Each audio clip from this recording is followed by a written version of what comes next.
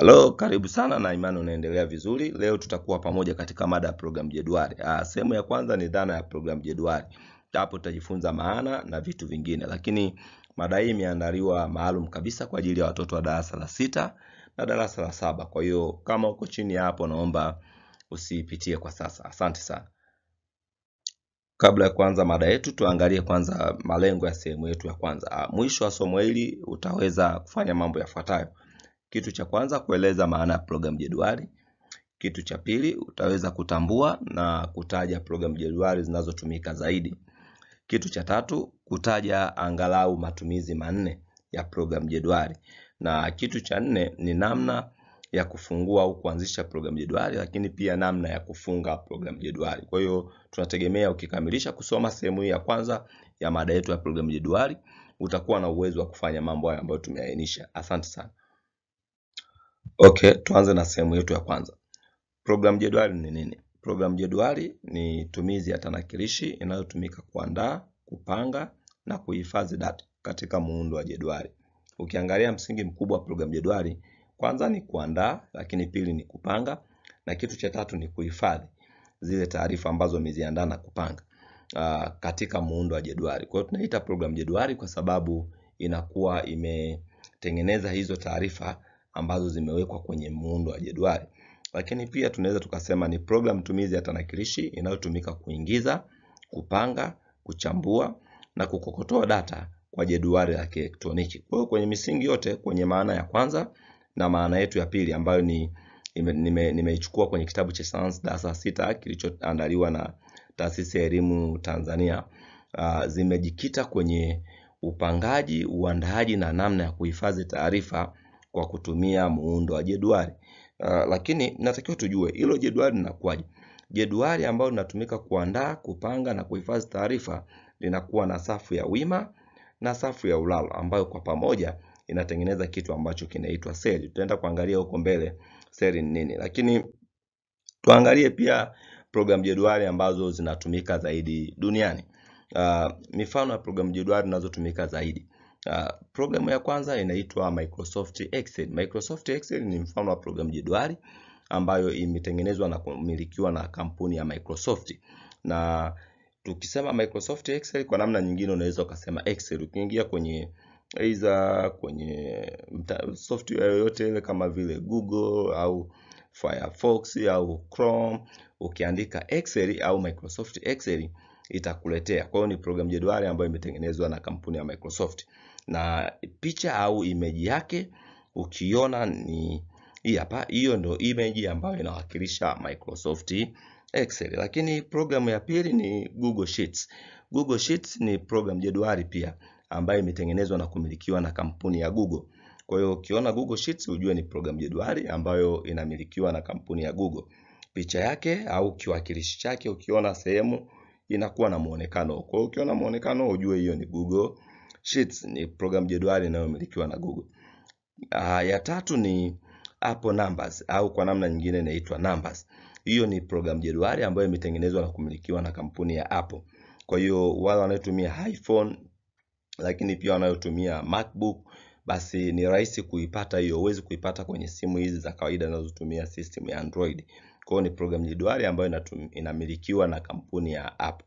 Na picha yake ni hiyo hapo. Kwa hiyo ukiona picha namna hiyo ujue hiyo ni Numbers kwenye program jedwali. Tunaita ni Numbers au Apple Numbers. Kwa hiyo nyingine ni LibreOffice Calc. Hiyo ni program jedwali pia ambayo imetengenezwa na kumilikiwa na kampuni ya LibreOffice. Na picha yake au muonekano wake unaonekana hivyo. Kwa hiyo ukiona picha namna hiyo ujue ni program jedwali ambayo inaitwa LibreOffice Calc. Lakini ya mwisho tuseme kwa hapa ambazo nitazitaja ni Apache OpenOffice Calc. Apache OpenOffice Calc ni program jedwali pia inayomilikiwa na kampuni ya Apache. Na muonekano wake au picha yake ni hiyo hapo. Kwa hiyo ukiona picha namna hiyo ujue ni program jedwali ambayo inamilikiwa na kampuni ya Apache. Kwa hiyo hizo zilikuwa ni program jedwali ambazo ni maarufu zaidi na zinatumika zaidi duniani. Kitu kingine tuangalie matumizi au faida ya program jedwali. Kwenye sehemu yetu ya 3 tutaangalia matumizi au faida ya program jedwali. Program jedwali linatumika kufanyia nini? Kitu cha kwanza ni kuingiza na kupanga data. Unaweza ukawa umepewa taarifa za majina ya wanafunzi au umepewa matokeo. Una uwezo wa kuingiza kwenye program jedwali au kwenye lile jedwali la elektroniki na ukazipanga kwenye mtiririko sahihi. Inawezekana ukapanga kulingana na alfabeti wa kwanza hadi wa mwisho, mwenye jina lililoanza na A au wa kwanza, wa B afuate na kadhalika, au ukapanga kulingana na kama umepewa matokeo kwamba aliyofanya vizuri zaidi awe wa kwanza na kadhalika. Kwa hiyo ndio kazi ya kwanza program jedwali. Lakini pili, unaweza kutumia program jedwali kufanya mahesabu mbalimbali. Hesabu za kujumlisha, kutoa, kuzidisha na hesabu nyingi zaidi ambazo zinaweza kutengenezea urahisi wa kufanya kwa usahihi tofauti na ukizifanya kwa mkono au kwa kutumia akili ya kawaida. Kitu cha tatu, inaweza kutumika pia kuchambua na kuunganisha taarifa kwa haraka. Tuchukulie kwamba una majedwali mawili, jedwali la kwanza na taarifa zingine na jedwali la pili na taarifa zingine. Kuziweka pamoja na kuzitoa kwa haraka kupata taarifa moja ya haraka, unaweza kufanya hivyo kwa kutumia program jedwali. Au unataka aina fulani tu ya taarifa ndo zipatikane na zingine zibaki. Kwa mfano tuseme tumepanga matokeo, ila tunataka tuwapate watoto 10 waliofanya vizuri wa juu kabisa. Program jedwali inaweza kukusaidia kukuchambulia watoto 10 kutoka kwenye idadi yoyote ya watoto waliofanya huo mtihani na ikakupatia taarifa hizo kwa haraka zaidi tofauti na ukizitafuta kwa kawaida. Kitu cha tatu, inaweza kutumika au ikakusaidia katika kuandaa budget. Budget ni makadirio ya matumizi. Pale nyumbani unataka kununua vitu hiki shilingi fulani, ili ujue gharama yake vitu hivyo itakuwa ni shilingi ngapi au utatumia gharama gani. Program jedwali pia ina uwezo wa kusaidia kufanya hivyo. Tena inaweza kusaidia kuandaa ripoti kwa muundo wa kuwezekana chati au kutumia grafu mbalimbali au kutumia muonekano mbalimbali. Kwa hiyo program jedwali pia inaweza kusaidia katika uandaaji wa ripoti.